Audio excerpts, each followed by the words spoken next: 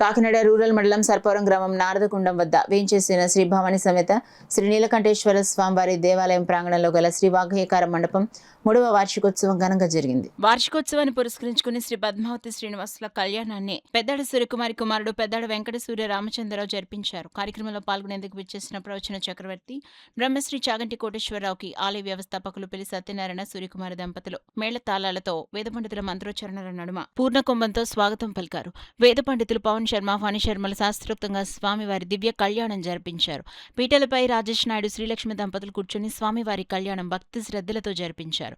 తొలుత గణపతి పూజ, కలశారాధన, గౌరీ పూజ అనంతరం కళ్యాణం క్రతువు జరిగింది. కళ్యాణ ఘట్టాన్ని ఫణి శర్మ నిర్వహించగా పవన్ శర్మ కళ్యాణం గురించి వివరించారు. కార్యక్రమంలో భాగంగా సద్గురు సంగీత విద్యాలయం ఆధ్వర్యంలో పెద్దాడ సూర్యకుమారి శిష్య బృందంచే అన్నమాచార్య కీర్తనలు గానం కార్యక్రమం జరిగింది.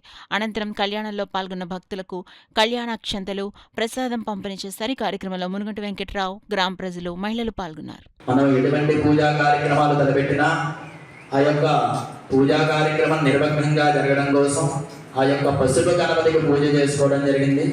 తదనంతరం 3 కలశలు పెట్టి ఆ కలశంలో వరుణదేవుణ్ణి, వాస్తు పురుషుణ్ణి, బ్రహ్మదేవుణ్ణి ఆరాధన చేసి పవిత్రమైనటువంటి మంత్రములు ఏవైతే ఉంటాయో వాటి చేత ఆ యొక్క నీళ్ళని సమ్మేళనం చేయడం ద్వారా, ఆ యొక్క నీళ్ళని జల్లడం ద్వారా ఈ యొక్క స్థలము మనం తెచ్చినటువంటి ద్రవ్యము కూడా శుద్ధి జరగడం కోసం పుణ్యాహవాచనం అనేటువంటి కార్యక్రమాన్ని చేసుకుని లోక కళ్యాణం కోసం ఈ యొక్క కళ్యాణ మహోత్సవాన్ని చేస్తున్నానని చెప్పి స్వామివారి చేత సంకల్పం చేయడం జరిగింది. అటువంటి కళ్యాణ మహోత్సవం ప్రారంభమైంది. ఇప్పుడు మరి కొద్దిసేపట్లో గౌరీ పూజా కార్యక్రమం ప్రారంభమవుతోంది.